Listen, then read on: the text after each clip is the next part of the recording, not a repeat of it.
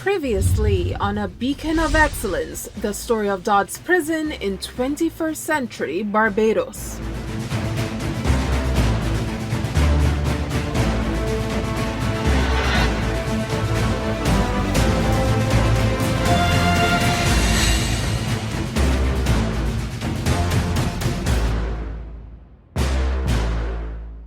The theme for Prison Month this year is embracing change through professionalism and excellence in unity. Join us for this exclusive on Dodd's Prison. Tucked away in the rural parish of St. Philip on 197 expansive acres of land, inclusive of a farm, the Dodd's Prison sits quietly, an institution birthed out of the burning of the Glengarry Prison. The year is 2005, on March 29th, some 18 years ago. This is after rioting prisoners started a fire in the early 2000s on the old Glengarry site, built on March 2nd, 1853. Fast forward to 2023, Dodd's now stands as a beacon of excellence for Caribbean penal institutionalization. Sitting as the head of Dodd's is the Assistant Superintendent of Prisons, Mr. DiCarlo Payne. The facility is one of the best in the Caribbean, and I don't get away from it. It's just that we need to, just make those adjustments in terms of the staffing issues. And we should be on our way. We are on our way basically because we want it to be a hub to do the training, where all the training will be standardized and such like it. We are on our way there because we also did training with RSS throughout the Caribbean in terms of projecting the whole image of Barbados as a training facility as well as a leading organization as it relates to rehabilitative programs and international best practices and such like it. Second in command is Assistant Superintendent of Prisons, Major Cedric Proverbs, who says the systems at Dodd's are solid and indestructible. He believes that Dodd's is not only an example of excellence for the Caribbean, but also across the world. I believe that the prison service is gifted with a quality of individual that can be adaptive, trainable. I'm not saying that we are the best at what we do, but we have the capacity to improve on what we have. Coming here, as I reflect again back to 2021, the first night that I came here, the level of cooperation that I got as an individual coming here, yes, it was a type of a crisis, and during a crisis, what often happens is that people want guidance. But the level of cooperation that I got that morning, I arrived here at 1 o'clock in the morning. And at 1 o'clock in the morning, you could see officers, they were busy. They were trying to get things done. I came into the fold, they received me, they greeted me. They gave me whatever support I needed. The management gave me whatever support I needed. I extend that also to the government, because the government is the guardian of the people. We are their constituents. And the support that I needed then also was very forthcoming, and that in itself kind of lent itself to the level of cooperation also and support that I got from the officers that were present. With a team strong of 384 prison officers, Assistant Superintendent Payne is determined as an ambitious visionary with a passion for people, inclusive of this island's incarcerated. Central government has placed a new trust on what they call reforms in terms of the criminal justice system overall, in terms of the courts, prison, police, everyone, all right? If you look at what's happening now in Barbados compared to what was happening, say, when I was at Station Hill, we've done a lot, and the government has done a lot in terms of reforms. There are a lot more opportunities for the inmates.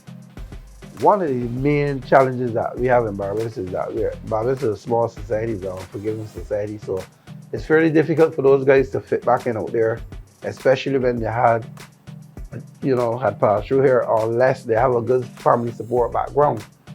if they don't, you'll have challenges. So in my view, that's one of the areas of reform that has to take place. Where they have halfway housing facility for those guys, or housing for that matter, for them and so on, and some kind of support mechanism until they can, bring themselves into jobs and such like. Otherwise, it's going to be fairly difficult.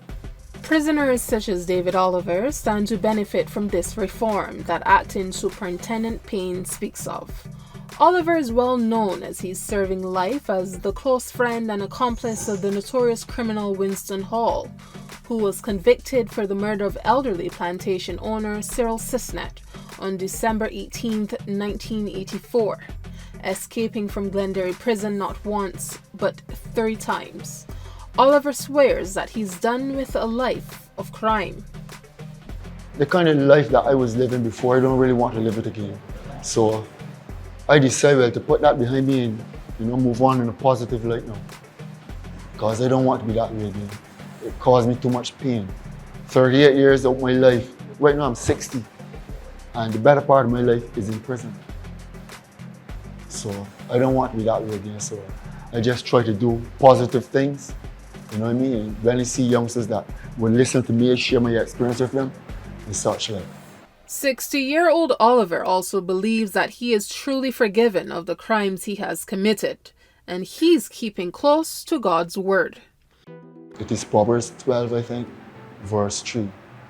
He who keepeth his mouth keepeth his life, but he who openeth wide his mouth will have destruction. So I just try not to cause strife among my own brethren inmates here. You understand? That's how it is. The job of a prison officer is definitely not one for the faint of heart, especially in dealing with those convicted of serious offenses. But with a genuine love for people, Acting Superintendent Payne says he's well respected even amongst the prison population. Well, one of the things I can tell you in terms of my interaction with people in general, and I can break it down as it relates to staff and as it relates to inmates. From an inmate perspective, they all respect me because I treat them as human beings first. All right, very upfront. So they're not mistaken as it relates to what's going on here. Staff, the same thing. It's about being able to understand what each individual brings to the fore or to the table, and find ways to develop it, their talents and so on. Some of the things that makes me feel good about what I do is that everybody in here sees me as someone who's very fair. Very, very fair. That's what emanates throughout the entire institution. That is very fair. All right, and I believe if you operate in a premise of fairness, even though I'm firm, very firm, you shouldn't really have any issues. Something I don't want for myself, I'm not going to give to anybody else. All right, that's how I feel it. Other inmates who make up the tally of 709 in number, such as the notorious locksmith Nicholas Scanterbury, who's doing life in prison for manslaughter, says that even though incarcerated, he's somehow grateful for the grace of the Barbados Prison Service. He has been working on himself since being in prison some 29 years ago in 1994. Rehabilitation starts with oneself. Anybody can rehabilitate. You got to want that desire. You got that, you want to be a different person. So I have to look at myself and, make adjustments, right? My behavior. And I mostly put my mind like Christ, follow him. If a certain situation happen, how would he react, right? So I try to follow Christ, set an example, follow his examples. So my life has been changed drastically. Society don't know that, because society see me from when I first come jail, right? But there are people in here who could attest to my behavior in jail. While some of these prisoners are expressing that prison life has changed and reformed them, reform is still on the table to help others who may find it difficult to help themselves. Some of this incoming reform includes changes to how prisoners are educated and supported prior to reintegration. Acting Chief Officer and Head of Inmate Activities Valence Holder takes his role very seriously. My role is very critical because I have to make sure that all the activities are coordinated and everything is put in place, all the processes are followed so that the rehabilitation activity can actually take place. And it does actually work, and majority of persons are captured in the whole process of rehabilitation. So, as I said, my role is very critical. So we have to make sure that we follow not just have the mission statement in words, but it actually is done in action, so that at the end of the day, that when persons come and they leave the institution, that it is seen, a difference is seen in the person's attitude and so forth. It is oftentimes difficult for inmates to become employed once leaving the Dodd's prison, or any prison for that matter. But in an effort to boost opportunities for reintegration into society, prisoners have been taking up skills under a slew of programs, including tailoring, mechanics, caning, carpentry, and CXC exams. This is where persons will actually learn their trade in terms of the skills that they would actually either finish develop, because some persons coming here already, let me say, persons work in certain fields, whether it be carpentry, auto mechanics, auto body repairs, and etc. So they either go and finish, develop their skill, or in case a person can now want to acquire the skill. So when they are placed in this area, this is where now the learning process takes place, practically, theoretically, and everything. So everything happens in this area. This is the main engine as far as vocational training and development is concerned in the prison, the industries. The other areas, such as the kitchen, but the kitchen, as you know, is where we have to deal with the food, to feed the inmates in the prison, right? But this area now has all the other vocational skill sets concentrate in this one particular structure. So this is the main engine in terms of the vocational aspect of rehabilitation in the prison.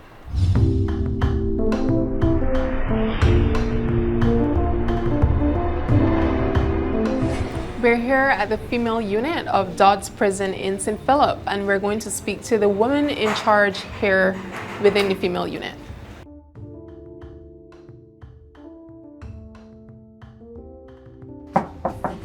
Good morning, ma'am. Good morning. We're going to ask you to introduce yourself. My name is Lynette Wave, Prison Officer 1 of the Barbados Prison Service. I'm currently acting or the officer head of the female prison. Is it okay if we do a tour of your facility? It's okay. Thank you. These opportunities are also present for female inmates, as Prison Officer 1, acting head of the female prisons, Lynette Wave, explains. We have sewing, cosmetology, we have art and craft, we have computering, we have gardening. We also have the academic side where we have CXC subjects, where we found out that the inmates do love to do the CXCs. Ms. Wave believes in the ability of the Barbadian female inmates. These inmates are very intelligent. Don't fool yourself, they are very intelligent and they just have to buckle down. When these buckle down, you get people getting wands and tools and things, so they do well. Inmates such as Faith Pyle, who was charged with a murder offense in 2022, will be serving a 12-year sentence, but she's determined to come out as a changed woman and is making the most of her education opportunities in Dodd's. Like to me, per se, I have no CXC, so to get the knowledge, to do things I haven't done in my life and I had the opportunity to done them, it's really great for me.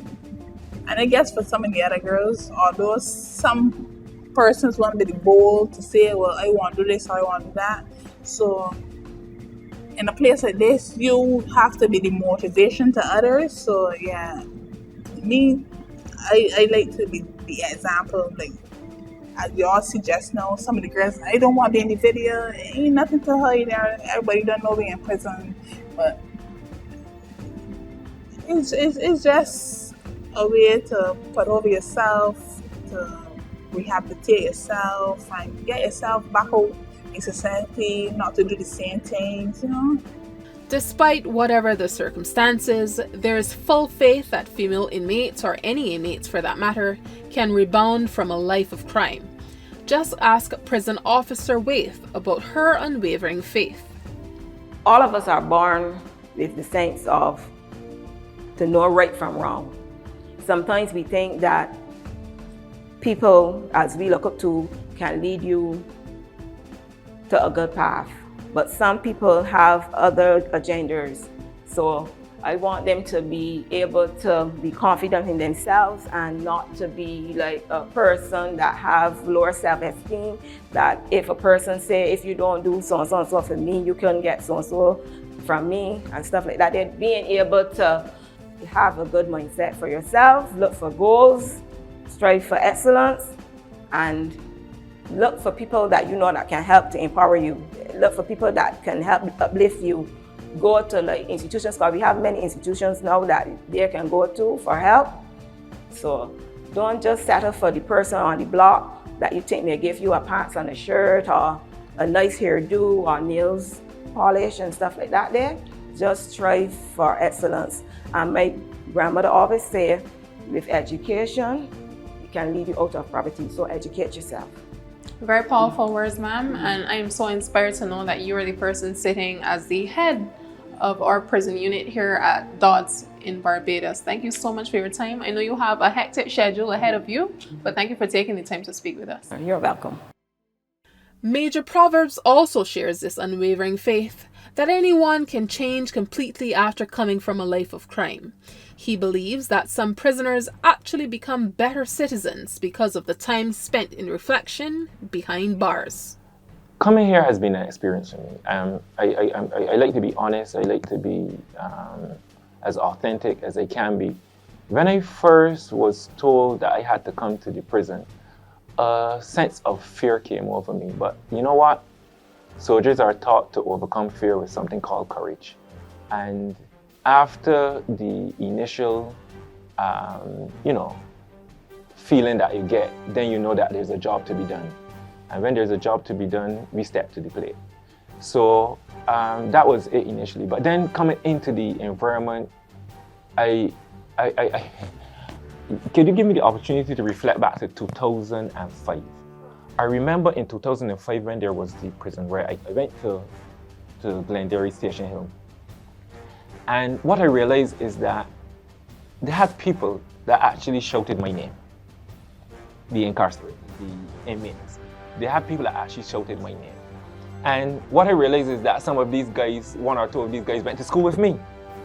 So right away, the reality of it came to me that these persons who we call the inmates here at the prison are part of our society. They're those who we went to school with. They're those who we pitched marbles with, played cricket with, ran with, studied with, and some of them may have had a bad experience or made some not so prudent choices for their life. But they're people. They're people just like us. And just like us, as I mentioned, not all soldiers are the same, not all inmates are the same. Yes, we have people who I believe are evil, wicked at the core, unconscionable, but we have some people that have made, I believe the majority of them, not some, have made some mistakes and want opportunity. And sometimes those opportunities are not within the environment that they live in. It is not within the society. I have a theory on these, which I believe is the disenfranchised, the dislocated, the disadvantaged persons within society who, because of their environment, were sometimes, I don't want to use this loosely, but have been forced into choices that have brought them into these walls. We, as a society, internally, and the government externally, need to put, and the private sector, need to put all type of programs that create opportunities I often reflect that when a guy comes here or a lady comes here, there are certain jobs that they cannot have opportunity to. Policing, soldiers, fire, there are a number of government jobs. And I'm saying that I think the time must come as we evolve as a society when those type of barriers need to be removed, because some of these people actually become reformed and sometimes become better citizens than some that have never been here.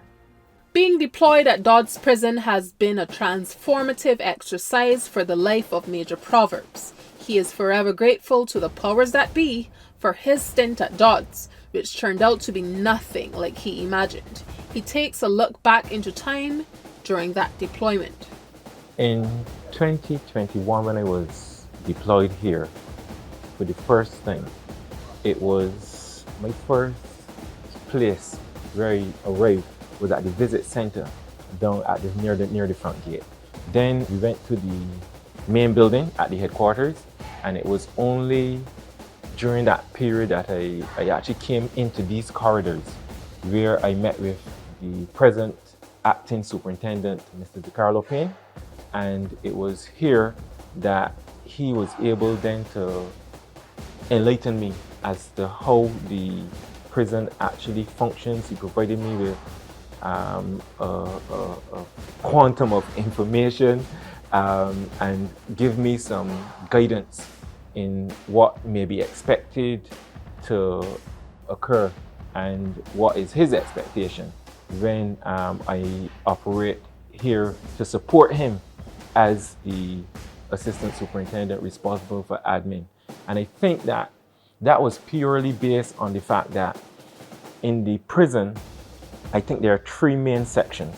There's the administrative section, there's the custody section, and there's the operational section.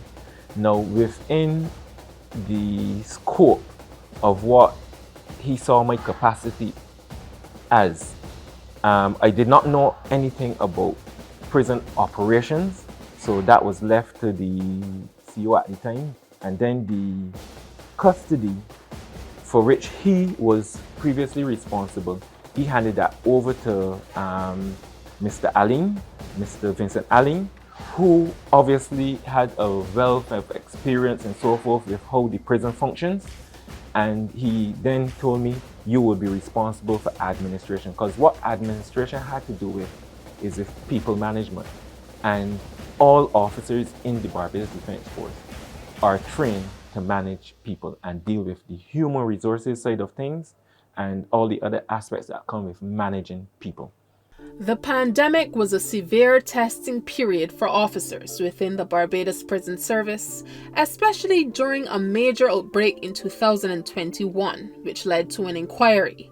But Major Proverbs believes that the pandemic showed how resilient the Barbados Prison Service truly is. If I reflect back down to 2021, when the prison was going through that, what would be considered then to be a crisis, when most of the management was away, it was a testing period, but a good period nonetheless, because what it did is it tested the systems, and any event that tests systems, I believe, is good for us because it shows us where gaps exist and where we would need to go to better be prepared if a worse event had to happen. So during that period, I thought that the responses of the officers and especially the prisoners were very complimentary. It shows that we have a cooperative society here who is bent on the better for the prison service. Chief Officer of Prisons Mark Corbin, in reflection on how officers handled the COVID-19 pandemic, says that it proved to be most challenging from December 2019 to January 2020. The pandemic, it was a significant challenge for us. We were severely hit. When we first came back to the prison, after when we returned to the prison after quarantine and isolation, it was a severe challenge, but over time, with assiduous working and collaboration among seniors and various ranks, gradually we return to some form of normalcy. While pushing on the digital front, prison officer in charge of education Arthur Mullen says that his team ensured that inmates still had access to their schooling, with most systems going online during that period. For him, it was a very difficult time as well. During that time, most of the program, all the programs actually was done online. We couldn't allow the amount of students that we would like, so we had to limit the amount of students that we intake. During that time, we had, for instance, you got the inmates will come and they got to go through all the safety precautions first before we could get anything done. It was hard because that took a lot of time, so it was difficult. It is believed that those who spend time at Dodd's become involved in criminal activity because of how they were raised, the friends they spent time with, and their socio-economic upbringing. Many of the inmates we have here, when our rehab people do their assessments, they will find certain characteristics. Low academic attainment, give problems in school that were not addressed. If those problems were addressed, they probably will not end up here. So I'm an advocate for social workers and psychologists in schools. Absentee fatherhood is another challenge, which has an impact on poor or inadequate socialization. So there are common factors you will see in most of the inmate population. I repeat, low academic attainment, poor socialization, absentee fatherhood. Those are some among the main characteristics you will find in the inmate population. Many are on drugs. Many start with alcohol and marijuana and graduate to harder drugs. And oftentimes, you would realize that they were introduced to smoking, marijuana, and drinking alcohol by an adult member of the family or a trusted adult who may be close to the family and respected and appreciated by the family. Because of imprisonment, carpentry enthusiast Anthony Francis, who was convicted of manslaughter in 2012, believes he's a better man, a more disciplined human being. Francis intends to set up his own carpentry shop upon release in 2025. He has some advice for the convicted. If you go back home and you go back the same place with the same people, you can come back here. You go change, you go somewhere and do something else. I try to tell her, help them to stay home, help your mother, do this, do that, stick on your parents. But they say, yeah, but they don't do it. So they end up back here. There's also a grand vision that Chief Officer Corbins has for Dodd's. He shares it unreservedly. I would like to see more staffing made available to the prison to aid in rehabilitation programs. I would like to see a building, perhaps a prefab building, where we can offer more programs to inmates. And more officers increasingly showing an interest in the rehabilitation of inmates. And I also would like to see a parole system introduced into Barbados. That was not a prison system per se, but the prison will have a role to play in producing programs, providing programs, or continue to provide programs, and improving the programs, and giving reports to a parole board so that inmates can go before a parole board and have a reduced sentence. That will decrease the population here within the prison and lessen the burden on the public purse. Because incarceration is an expensive undertaking across the world. From September 2007, when the Dodd's prison was first commissioned, to October 2023. It has been 16 years of challenges, triumphs, and success. There's no theme more fitting than embracing change through professionalism and excellence in unity, for this October celebrated as Prison Month. There are a lot of reasons why we would have chosen that thing. And well, the first thing you gotta look at is the whole thing is that we're coming up from under that departmental inquiry. So there were a lot of issues, right? They weren't made public, but there were a lot of issues. And we were coming up from COVID-19 as well. But I believe mainly the tension from the inquiry would have been, you know, one of the reasons why I believe they've chosen the team, because they're actually looking for a new way forward in terms of change, trying to professionalize the service more, you know what I mean? And bringing us really into the 21st century in terms of where we should be, because we actually slowed down a lot from where we were when we first came here. We slowed down a lot, right? So it's just a matter of picking up the pace and getting back there, and that can only be achieved through a unified approach. So unity is basically key. Like a beacon of excellence, the Barbados Prison Service continues in purpose, professionalism, and unity despite passing challenges. This was A Beacon of Excellence, the story of Dodd's prison in 21st century Barbados. On behalf of my producer and I, Kevin Bowen, I'm Michron Robinson.